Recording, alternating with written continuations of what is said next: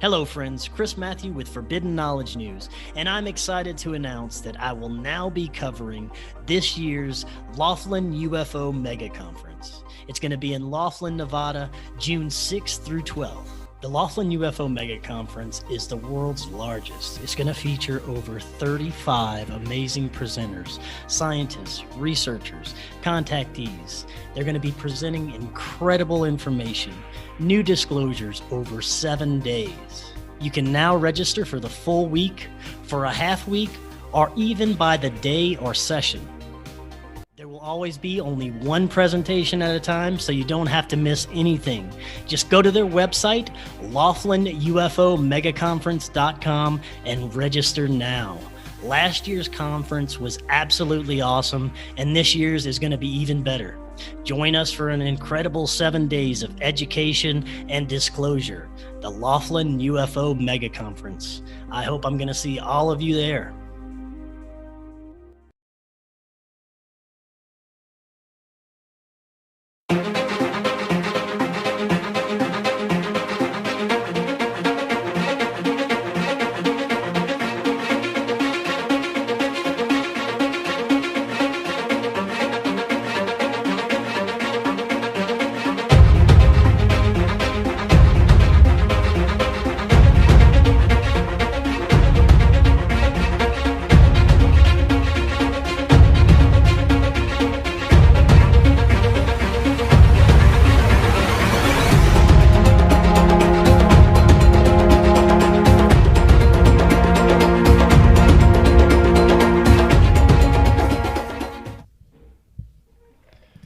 Welcome back to Forbidden Knowledge News. I'm your host, Chris Matthew. Tonight, my guest is Neil Baumann. Before I bring him on, I want to remind you to subscribe to Forbidden Knowledge News on lbry.tv. It is now Odyssey. We're also available on all popular podcast platforms. Definitely check us out on Rokfin. That's where you get all our premium content. You get Forbidden Knowledge News Con that we just held this year. You get last year's Forbidden Knowledge News Con, all our regular shows, and all the awesome premium content from all the creators on Rokfin. Just click that link in the description to sign up today. And check out C60 Purple Power. C60 is the amazing super antioxidant. It has me feeling better than I've felt in years. I have more energy. I lost weight. I don't get sick anymore. You should feel great too. Just click the link in the description to see what C60 has to offer. And we've also been giving it to our dogs. We have one senior dog who wasn't doing too well before we started giving her C60, but now she's perked up. Her coat is shiny. I think she's going to outlive us now. Finally, if you would like to make a donation to help support the show, it would be so greatly appreciated. Anything helps us keep bringing you these amazing guests 5 nights a week or more. That link is also in the description as well. Tonight, I want to welcome Neil Baumann. He is a lifelong contact experiencer. He has recently finished a chapter for the upcoming modalities book for CCRI, the Center for Consciousness Research and Investigation. He is currently writing a book about his personal contact with NHI, or non-human intelligence, titled Between Two Worlds, My Experiences with NHI. He enjoys researching the areas of religion, spirituality, theology, metaphysics, sacred geometry, psychedelics, shamanism, paranormal, the occult, and of course, UFOs. Currently, he's begun speaking out on his own contact experiences on web shows and online speaks. He hopes to continue networking with other contact experiencers and believes that by sharing his stories, he may help others to come forward. Neil, welcome. How are you doing tonight? Doing very well, Chris. Thanks for having me. Yeah, I always enjoy having guests like yourself that can share their personal contact experiences to help others understand the phenomenon, to help me understand the phenomenon, and possibly even have a better understanding of the nature of reality in general and life outside the spectrum of our vision. I really want to know what got you started with this. Was it early childhood paranormal and contact experiences? That's when it all started. As far as my first remembrance of any contact was around age 3, sighting of a craft outside of my bedroom window. Oh, wow. So you were 3. What do you remember about that, the sighting of the craft? It was on Christmas Eve, and I shared a bedroom with my brother, and I remember waking up and seeing him in his bed. And at that time, I was still in a large crib, and I had stood up and saw lights flashing outside the window, and peered out behind the curtain, and there was an object hovering over the backyard with a bunch of colored lights. I remember a lot of red lights. I remember a lot of blinking colored lights.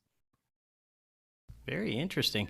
Now, after that experience, when did you have like your first, I guess, contact experience where you actually interacted with some of these beings?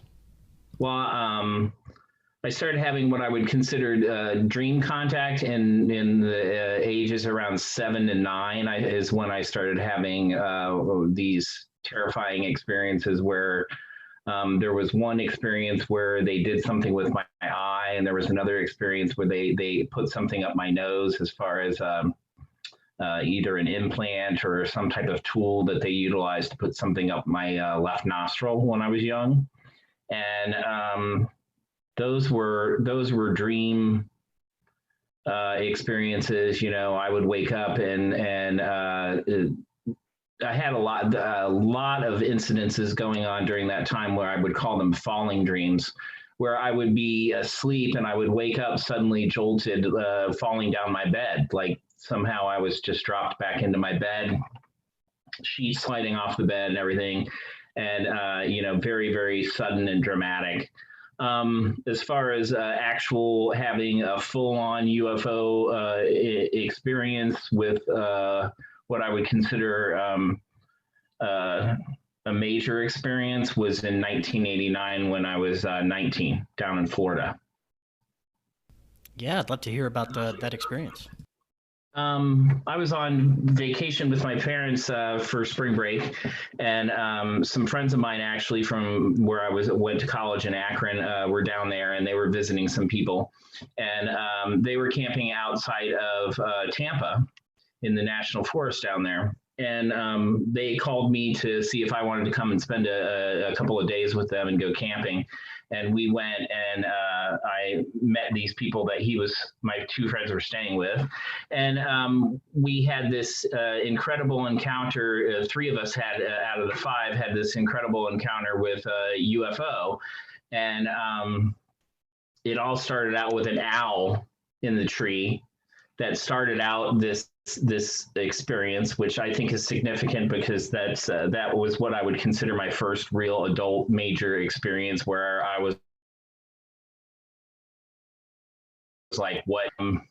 It was rather incredible. We saw two different types of craft. We saw what appeared to be a star blinking colors at first until we blinked lights at it.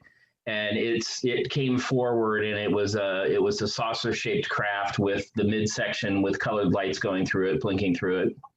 Was silent except for a low drone, like a slight hum. And I was hanging out with the two girls that I had never met before, and my other two friends had gone off hiking into the woods. And we had been partying a little bit, and we were sitting watching the sunset, and the stars had come out. And it had started with this owl that hooted and flew across our view. We were sitting around this lake with a bridge over it, and we were standing on the bridge and watching the stars come out. And then all of a sudden, I noticed this star that's blinking. So I pointed it out to my friend next to me, and I said, do you see that? And they were struggling to see it, and I pull out the flashlight and I blinked it with the flashlight. Well, it just started going nuts. It started blinking colors real fast, strobing, and then it pulled forward. It like grew in size all of a sudden. It just, like in the blink of an eye, it went from being a dot in the sky blinking colors to pulling forward enough that you could see the full silhouette of the craft. It had a very, very bright silver white light that was emitting from the bottom of it. And as I said, a low drone. So we started blinking it with the flashlight. The two friends started naming off the colors, and we were all three seeing the same thing. And we started tripping out, what's going on? What is this? And all of a sudden, two stars that were equal distance from the main object started blinking orange and green. and they were in complete tandem with each other, and they started moving forward, and they flew directly over top of us, and they were perfect equilateral pyramids, three-sided pyramids, jet black, had lights on all the points, green and orange. And the one of them flew over top of me, couldn't have been, more than 100 feet above my head. It's about the size of a Cadillac. Completely silent, blacked out the stars. So it looked like you were just looking at a piece of matte black sky when you look directly at the ship, and then you can see the silhouette of the craft with the stars around it. So that was my first major encounter in my adult life that really set me off on all this. Wow, that's cool. Now, I want to go back for a second to your dreamlike experiences. Could you make out the beings that you were interacting with during these experiences? Yes. The ones that I was interacting with when I had the experiences with the implants as a child. Yes. Were your atypical, I don't want to call them grays because they're not that, the ones that I encountered weren't that color, they're a cream color. But, I'm 51, so I was around age 7 or 8 when this occurred, well before there were ever common drawings of the grays. But they were your atypical Zeta type. There were the 3 worker, I call them worker drones, because that's what they act like. They seem to have their agenda of what they're supposed to be doing when we're with you. And then there was a taller being that was controlling me, that was standing behind me, looking down over top of me. There was a telepathic connection with her, and she was calming me down while these other ones were doing some type of medical procedures or physical procedures of some sort. Very interesting. Now, when you woke up from those experiences, did you have any physical evidence of this? That, like you said, you got implants. Did you have anything physically that you could tell the next day that was different? Yeah, there were after effects, or what I would consider, I call artifacts.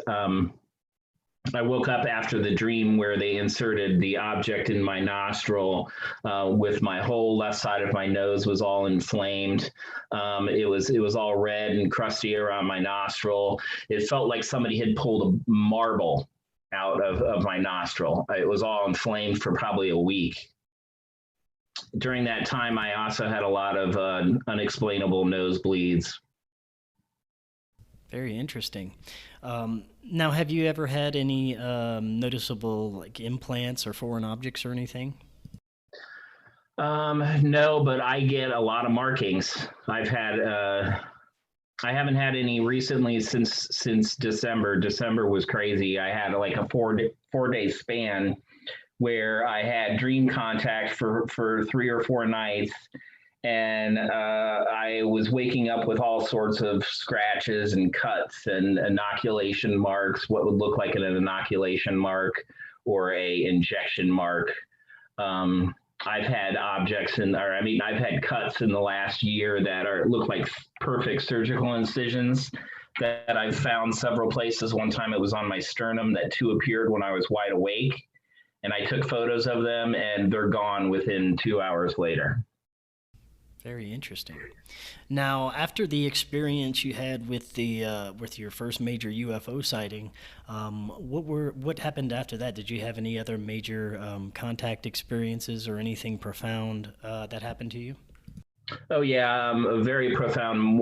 Probably one of my favorite experiences that I had was in 1992. Then was the next major experience that I had. I was traveling out west. I had gone out to Colorado for my first time to go to a rainbow gathering, which is a gathering of the Rainbow Family Peace Tribe. They gathered out in the National Forest out there, and I was out there for 3 nights out at the gathering, and it had encounters. And I had a very, very close encounter with a solid green orb that was about the size of a basketball. I had been out the first night and had witnessed red orbs in the sky that had flown around doing very, very erratic movements, sharp right-hand turns, super fast. had witnessed them. Then the following night was witnessing what appeared to be ships flying around the valley over the tops of the trees, going in like one on each side of the valley, where everyone was down in the valley camping. There were all these objects flying around blinking, and I had been watching them for several hours, and I was like, these are UFOs. I'm not getting any airplane noise. I'm not getting any helicopter noise. We're out in the middle of nowhere. You could see so many stars, it was unreal. And I had gotten lost. So I was lost for a little while, and I found these people when I was trying to get back to my campsite. And where my friend's campsite was, I had moved earlier in the day to their spot, and was having a hard time finding it. So they were like, yeah, we know where the lake is, because it was back by what they called Krishna Lake, where the Krishnas were camped. And we went back there, and on the way there, I asked them, I said, have you guys seen any strange lights in the sky? And the one guy spoke real good English. They were both from New Zealand, and I was in my early 20s at that time. This guy was a little bit older than me, and then the woman that he was with was probably 10 years my senior at that time, and she didn't speak a lick of English.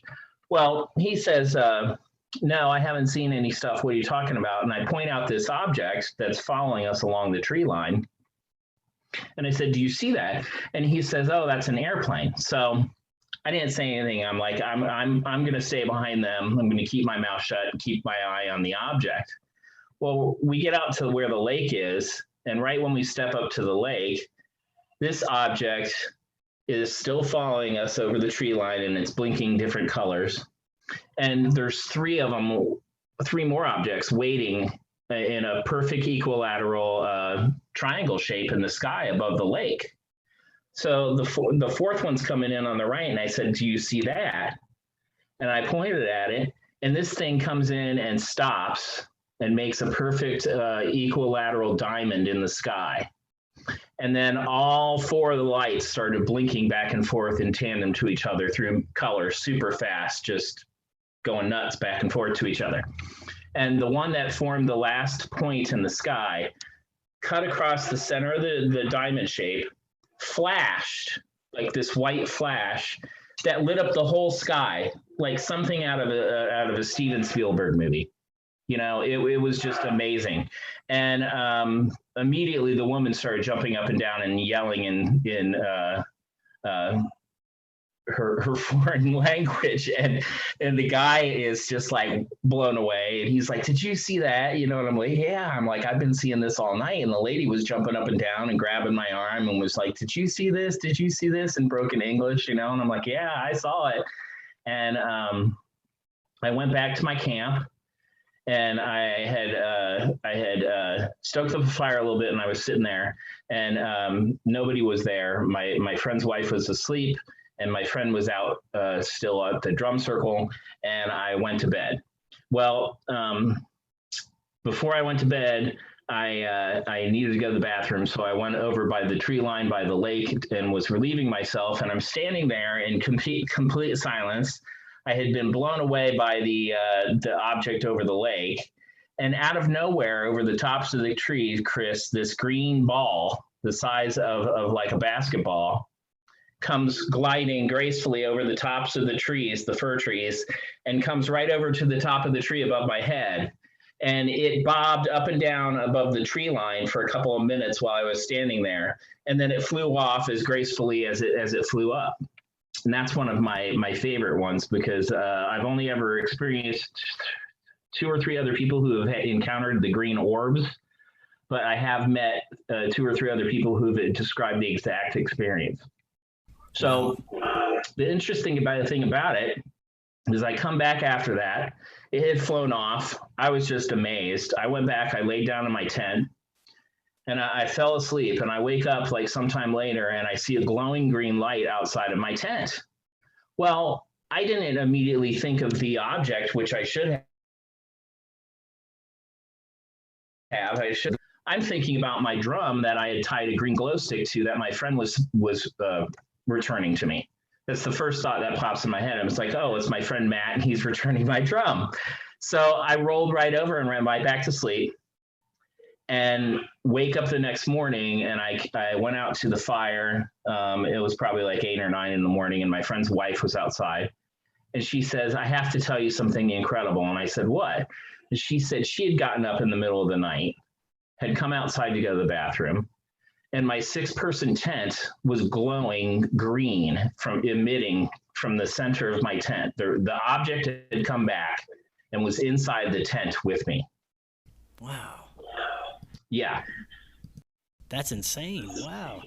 Now, during this whole these experiences, did you have any type of communication or psychic contact with any of these beings that were in the craft or anything like that? No, and that's the thing. It's like, to this day, I'm still scrambling for pieces of the puzzle as to what I'm interacting with a lot of the time.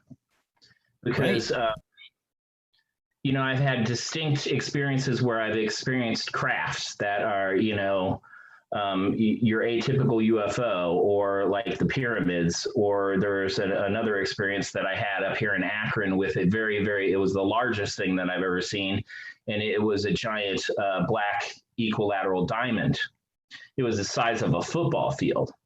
So I see things like that. And I've also encountered, there's this object I've encountered 5 or 6 times. I call it the blue star, and it's about the size of a racquetball or a tennis ball. And it's a white glowing light with like a bluish tint to it. And it has come down and interacted with me 6 different times. One of the times was I had a full abduction experience in 2016 where I was wide awake, sitting on my front porch, smoking a cigarette, and was taken for an hour and 45 minutes off of my porch. The light had shown up, and I had encountered it before, the summer before, and it had communicated with me in 2015. It had come down and appeared 8-10 feet away from me, 6 feet off the ground, while I was sitting on my porch smoking a cigarette.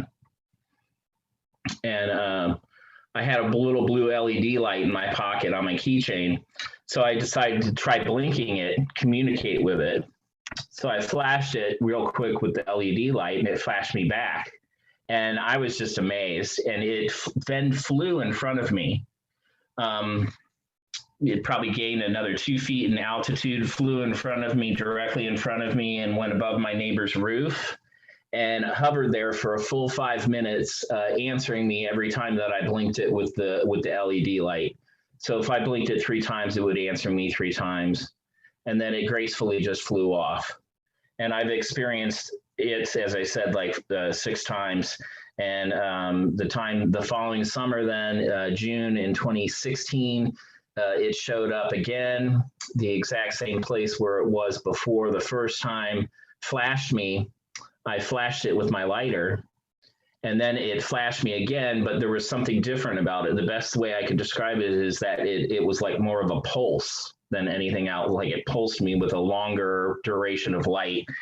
And I felt something, but there was no connection. There was no telepathic connection that I've had with other incidences with these lights.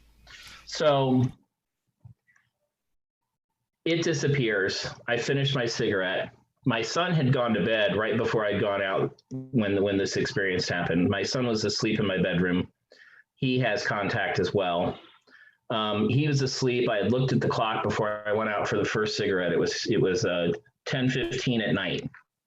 So I finished the cigarette, the light had disappeared. I came back inside and I rolled my last amount of tobacco for one more smoke because I was excited that the object had showed back up. So I went back outside. I light the cigarette, the object shows back up, and that's the last thing I remember. The next moment I remember, now I'm fully conscious, fully sober, just smoking a cigarette on my porch. The object showed up, it flashed me. The next moment, I was standing on my neighbor's porch, not my porch anymore, my neighbor's porch, which is attached to my building because it was a 1-level townhouse. and I'm facing the opposite direction, looking over the roof of the townhouse, waving goodbye to a very, very bright silver white light shooting off to the sky in the south, like super fast, just like whew, shooting off. And I'm waving goodbye to this thing. And I'm super elated. I'm so overjoyed, I can't explain it. Like I'm tingling from head to toe. I'm extremely ecstatic. I come off the porch and I stop in between my door and my neighbor's door, which is behind me. I'm like, what's going on? I wander into my apartment, same thing. I don't know where I am, what time it is, what's up. I walk into the bedroom. It was 12 o'clock on the clock. I wake up, I go to bed. I wake up the next morning, my son wakes up and he has an upside down equilateral red triangle burnt into his hand, right here on the soft part of his finger between his thumb and his index finger. And it was about the size of an inch in diameter, and it looked like a burn raised scar. And it didn't hurt, but it was there for 2 solid weeks, Chris. Very interesting. Now, you mentioned that you did have some instances with sort of telepathic communication with the ship or whatever this is that's kind of showing itself to you. Could you talk about maybe one or two of those experiences? Well, there's one that I can get into, but I'm not going to name names because it involves another experiencer. But there's an experiencer that I'm currently not in contact with right now, but was filming a Zoom meeting like we're doing right now with, I was a guest with maybe 7 other people. And this was something that they'd been building up to. They did a 2-hour recording of us to work in some of this into the film because this person works with a lot of other experiencers. And during this interview, the light appeared outside my apartment. I lived on the 3rd floor at that time and was looking out my window. It was probably 10 o'clock at night. It flashed me and I saw it and I immediately connected with it. And it was just like immediate thought, like transmission, make sure that you tell them, because they were getting ready to end the interview, make sure that you tell them to go outside with their cameras is what they told me. And this person's in another part of the US, okay? And I stopped the interview with the group because they were ready to kick everybody off. And I didn't tell them what just happened between you and I. I didn't tell them about the message. I only gave them the message. So I said, you guys need to go outside immediately when you get off and take the cameras with you. And there was a significant experience that they had. My friend described it as probably the craziest thing that he's ever witnessed, is what he said. I have not seen the footage. So that's something that happened. That was last December when that occurred. And during that time, I was telling you, I had some experiences where I was having a lot of marks, a lot of physicality with waking up and feeling like some sort of procedures or something was going on. I mean, I could barely walk some of the days. And I would get up and I would take hot baths, and then I would notice all these marks all over my body. And it was during that time when I had an experience with a craft that showed up over my house, and I had a direct link to whoever the occupants were as well, where they were communicating with me directly, like you and I are communicating right here, right now, except it was full on just verbal telepathic. And what type of messages were they communicating? I don't want to get into that one. That one's a little complex, and I haven't digested it quite yet. I got you. Fair enough. I hate to say that. I don't want to. They actually had me film them, but I don't have the film. There was a whole incident where they had given me a couple of messages. They had greeted me in a certain way, and then they claimed that they wanted me to film them. and I didn't really want to film them. And the communication that was going on, well, we thought that this was something that you wanted with doing interviews, that this might be able to help you and help us. And I ended up recording this experience, and then had thrown the phone out the window in the snow because I was feeling like I was being manipulated. And I ended up retrieving the phone an hour later after all this really weird stuff had happened with them communicating with me through my laptop then. So there's this object that looks like the moon out in the sky, absolutely huge, round, glowing white object. And I had thrown the phone out the window, and had gone and retrieved it an hour later, and the footage was gone off of the phone. The phone was out in the snow for an hour, was powered down, had no problems. I powered it back up, but the footage that I had recorded, because I had set the camera up in the window, so I got a steady shot of it, and I recorded for like 3 minutes straight, and then I came back and looked at the footage, and I was blown away by what I saw, but I felt completely manipulated. I was just like, why is this experience going on? Why are you encouraging me to film this? And like I said, it was a very, very bizarre 3 or 4 days. My family thought I was losing my mind. People were just like left and right on Facebook. Are you okay? Are you okay? Because I had posted pictures of my marks, and and I'm like, I'm fine. I've been experiencing this all my life, but that's part of the reasons why I started talking out. Is if I can help one person who has had the kind of life that I have had, where you're dancing between two worlds. You have this everyday, my everyday life, my average Joe Neil life, and then I have my UFO experiences and the paranormal and all that. And that's like a complete and separate world in and of itself. And I don't feel like I ever really get to fully participate in either or. I'm stuck in the middle. Right.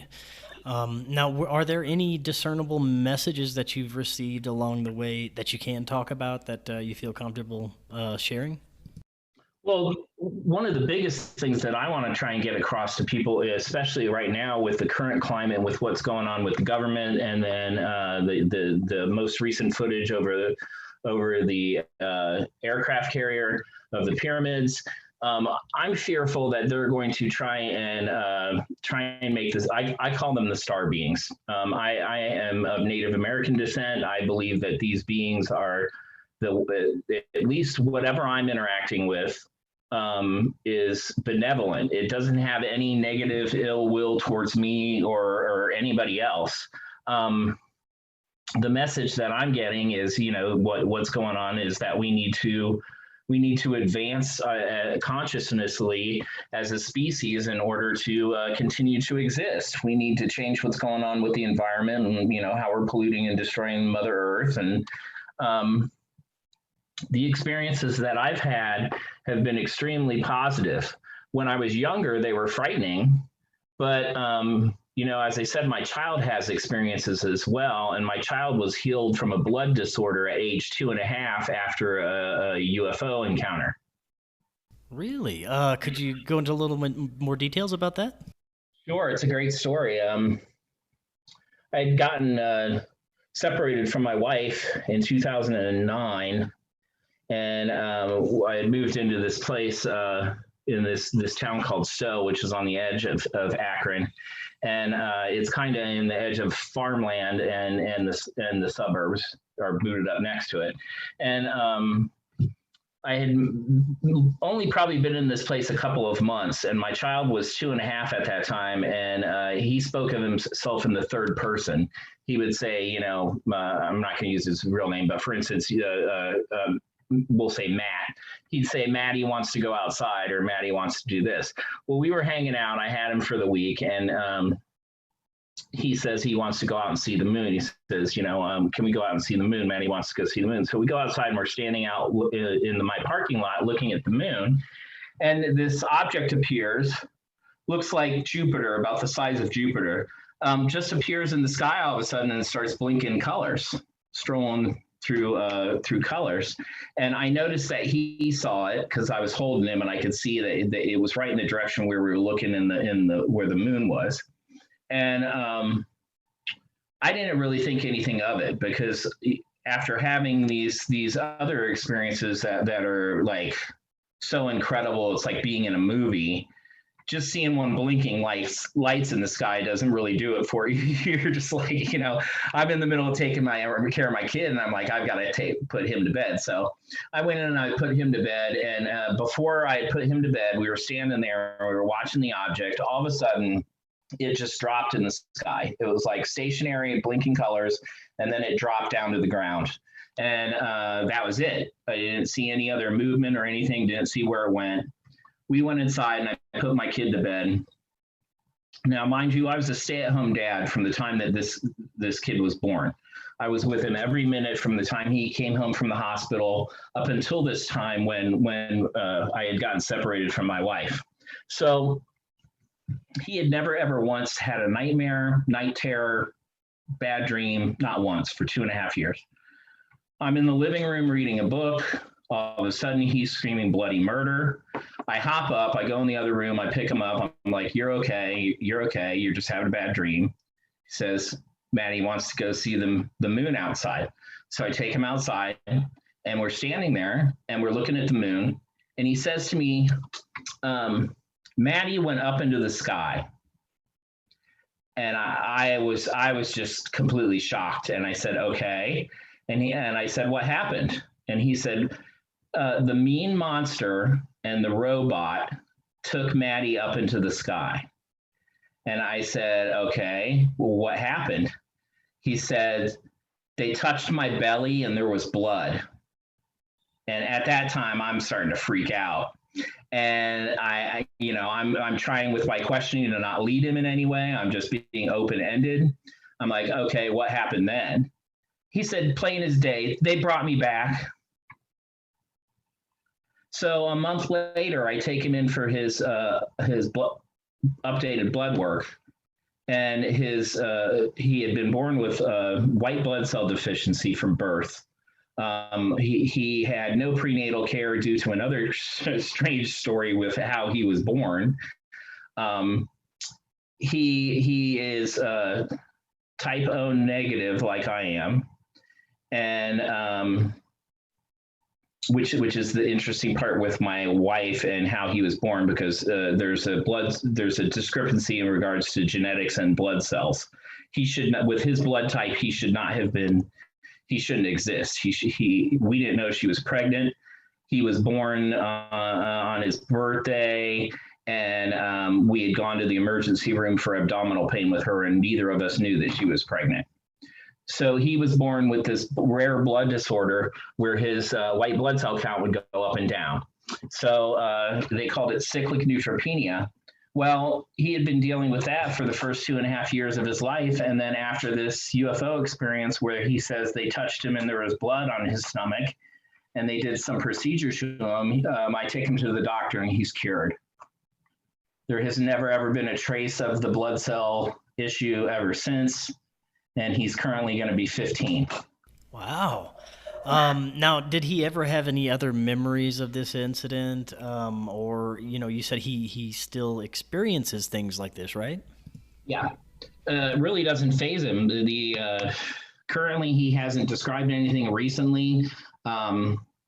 He still remembers this experience from age 2.5 like it was yesterday. He about 3 months ago, we had gone out to eat, and he told me, we brought up the subject because that was when I had been getting into doing shows, and wanted him to know that I was talking out about my experiences because I want his story to be his story, and if it's a choice that he wants to express that somewhere down the line, that's fine.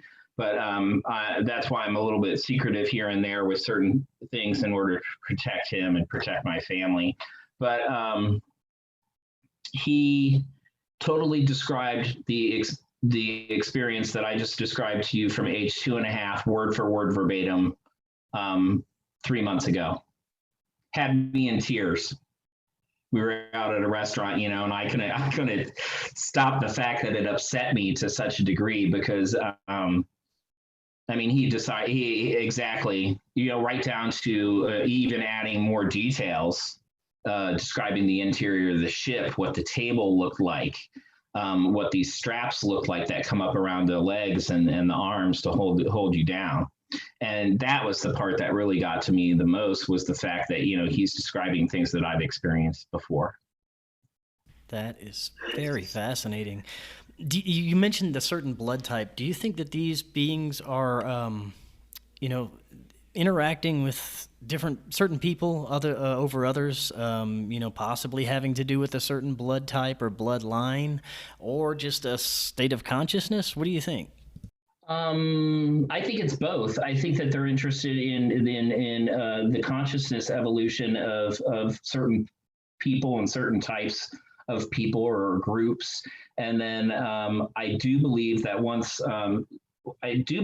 you start having these experiences, once there's a conscious connection made, that connection stays there. And, if you work on these things, these are abilities that I believe everybody has.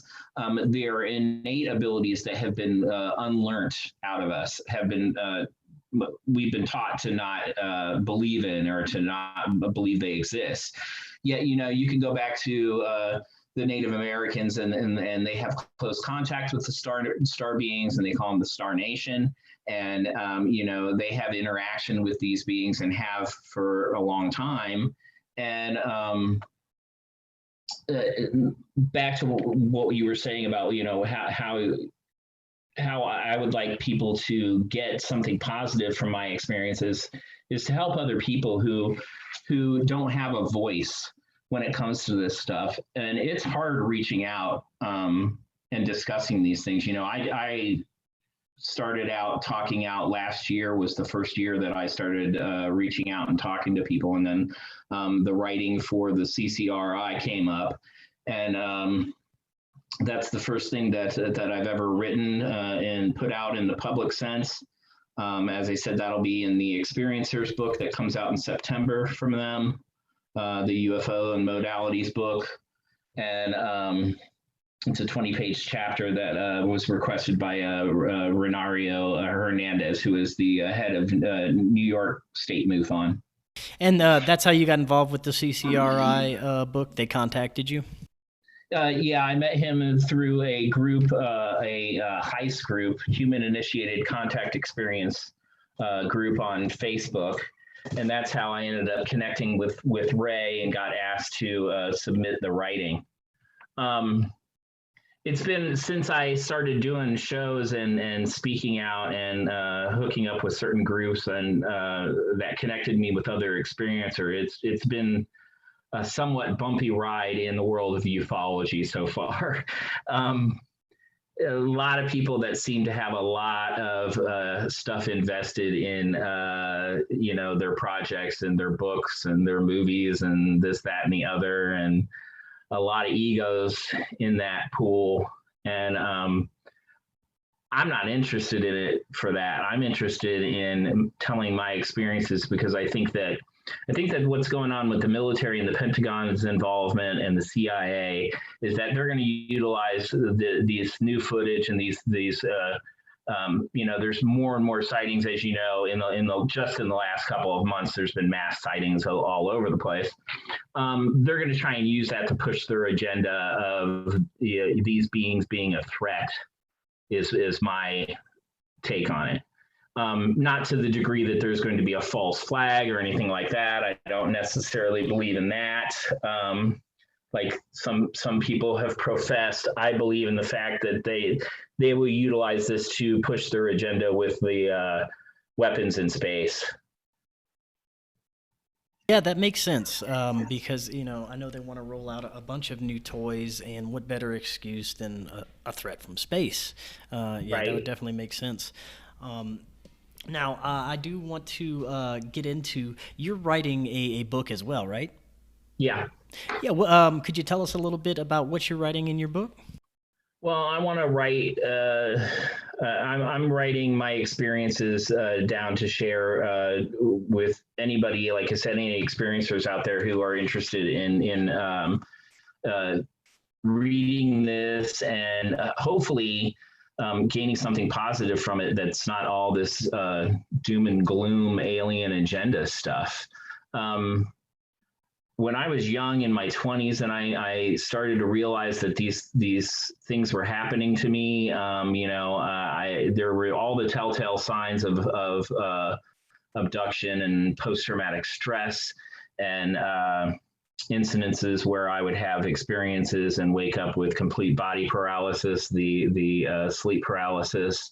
I've run the gamut with all that, and to the degree that in my early and mid 20s, I was very paranoid of the experiences. I didn't embrace it. In 2015 and 2016, when I started having all these really, really close encounters, like when the blue light came down to me and I had the abduction experience, I was having contact on a regular basis from spring until fall. In 2015, 2016, I would go out and see ships regularly, like on a weekly basis. I would have them over my house in the airspace. Many times I would have multiple craft up in the sky and I would be communicating with them and they would be doing different acrobatics and things like that. And then all of a sudden they would all disappear. They would one by one blink out and two F-18 fighter jets would fly in and fly right over the airspace. And then as soon as the fighter jets would leave, the UFOs would appear again. It was like they were playing a little cat and mouse game with them. But I want people to be able to come forward and talk about their experiences. I would like that it be a situation where people aren't afraid to try and communicate with other people, because if we don't share our experiences with other people, we're not learning about it. And, the government wants to know every little bit about this stuff. I think that's why there's the harassment that we get with the experiencers who are lifetime experiencers, know what I'm speaking of, when it comes to dealing with the negative aspects of speaking out publicly about this stuff.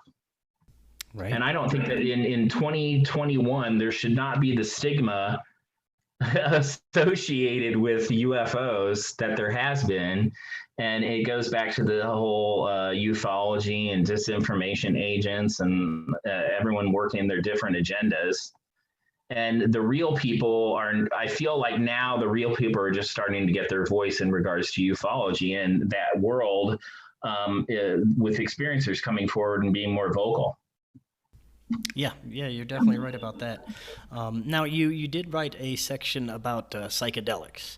Now, yes. I do enjoy a good psychedelic experience, and I've had contact experience. I've had contact experience without psychedelics through meditation, psychic contact with some sort of beings. They introduced themselves as a certain race, and under psychedelic influence, I've had contact as well, and I believe it was with different beings.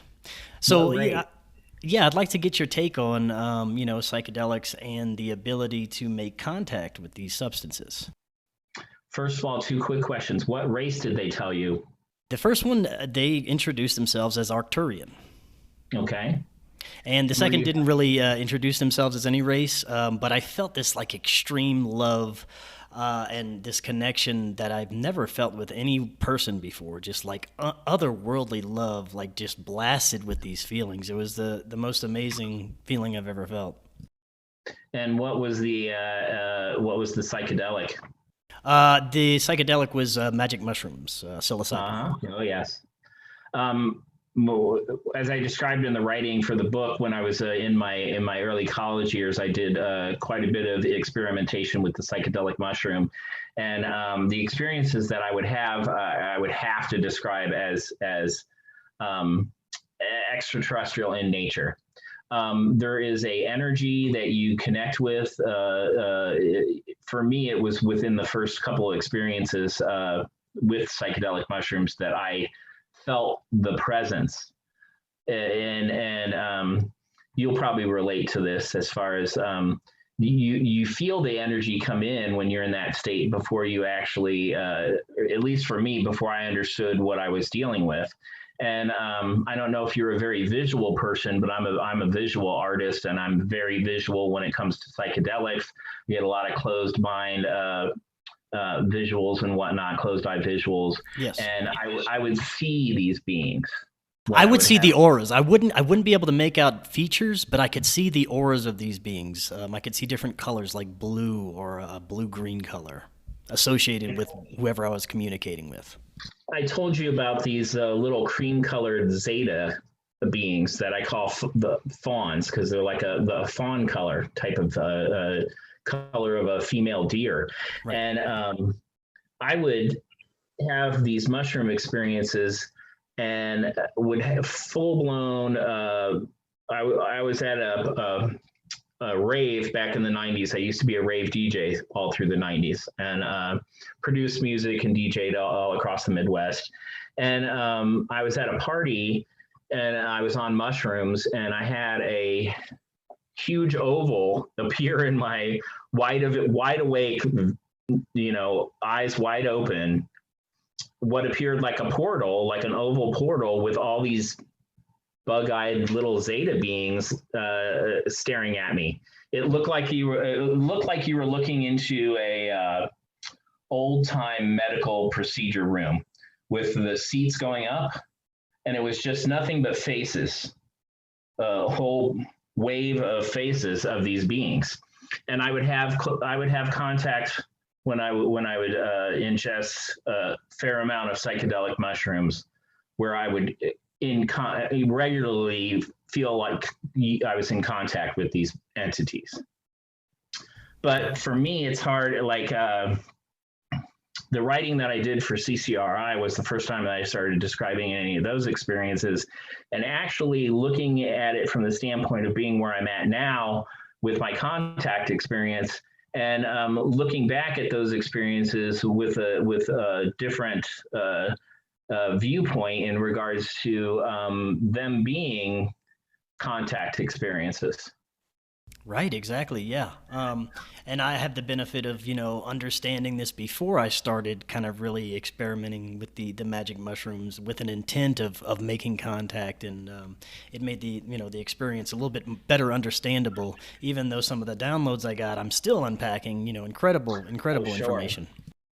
But have you experienced dimethyltryptamine then? No, not yet. No, I have not. That is incredible, considered the experiences that you have on the psychedelic mushroom. To me, are very, very, very similar to dimethyltryptamine. They're only one chemical notch off from each other as far as the chemical makeup of psilocybin and psilocin to DMT. And I've been learning a lot more about the relationship to like, for instance, in the last 6 months, I learned a lot about there being a tie-in with DMT and the ancient Egyptians, and what appears to be the fact that they seem to have full knowledge of the chemical thousands of years ago, and that if you actually look at the 2D chemical composition of dimethyltryptamine and the Orion star map, they're identical to each other. And then there's all this information in regards to what we're learning with the psychedelic mushroom and its links to ancient Egypt, as well as marijuana being a medicine that they utilize on a regular basis. There's all sorts of stuff that have been coming to the surface in regards to the links between what they were doing with the Sirius connection and the dimethyltryptamine through their rituals. Yeah, I'm definitely convinced that ancients utilized psychedelics for some sort of contact and to gain this knowledge and information. It definitely makes sense. And somebody had to show them that. It's like the ayahuasca, who the shaman in South America, they say that the plants told them what two plants together. So the plant spirit told the human beings what two plants to mix together to have these experiences, to be able to commune with the plant world. Yeah, that is definitely fascinating. Yeah, it is. It is super fascinating. Now, we got a few minutes left. I'd like to get your take on if you think that there are actually negative ETs or different races with different agendas on this planet that we should be concerned about. Personally, I don't think so. I have now in I'm not. It's just my personal opinion. I have to say, for my personal opinion, and it's because of the experiences that I have. The more open that I am and positive and less, if you're fearful and you're going out and you're looking for these experiences, you're not going to have them. If you are having these experiences by God and you are fearful and you're stuck in that cycle of fear, you need to get over that hurdle. That's the biggest hurdle as an experiencer. I believe that if I can help anyone out with is the fear factor. You need to get over that hurdle because your experiences are not going to change. You're going to want to fight the experience or be fearful of it, which causes post-traumatic stress, sleep disturbances, all sorts of things that are frustrating and problematic. And when you learn to embrace the experience in a positive fashion, I do believe the experiences change. And I mean, I have incredible experiences. I look forward to my contact experiences. As far as there being this evil agenda, I'm really like in all the people I have met in the last year in ufology and experiencers and whatnot. I have yet to meet I have not met one person who claims to have contact with negative beings. Or, we hear about the main three, the Greys and the reptilians and the Draco reptilians, and there is a war going on between them and the light forces. And I tend to believe that that the larger picture looks at us and we're the warlike species. We're the ones who are causing all the problems here on planet Earth. I'm not seeing that going on with an evil network of reptilians or whatever. I just don't see it. Right. I do see, humans being a huge factor in the cause of a lot of the problems that we're seeing right now. I think we tend to look towards other factors besides ourselves to blame a lot. And, lately the UFO community, or a lot of researchers in this kind of conspiracy realm, tend to look off planet for the source of this, evil or whatever. But it could very well just be us. Humans are dicks. What can you say? In my personal experiences, the worst animal I've ever seen has been man. The things that we do to each other, the things we do to the environment. I don't believe the things that I've seen are akin to magic. Okay, I don't even consider it like an advanced technology anymore. Whatever we're looking at, because I mean, they manipulate time, they manipulate space, they are able to change sizes. I've seen things change size. I've seen things go from a solid white light in the sky that looked like the moon to a giant craft in the blink of an eye. And when you have an experience like that and your whole reality is shattered, it's hard to wrap your brain around whatever conscious or intelligence created this thing that you're looking at would be here for any negative reason. If they have the technology to do the things that I've seen, they could come here and take us over in a heartbeat. Yeah, they seem to have the ability to just alter the complete fabric of reality, and whatever they want you to see or hear, that's what you're gonna see. So if they, like you said, if they want to take us out, they could have done that a long time ago. Yeah, that's why to me it seems ridiculous. I've done a lot of heartfelt thinking on the subject over the last 2 decades, and it seems pretty ridiculous to me because it's like you have a lot of people who look at somebody like me who comes forward with their stories, and it's like I have a hard time with people who want to say they're negative, because it's like demons, as far as I know, don't come down and heal people. And my child was healed.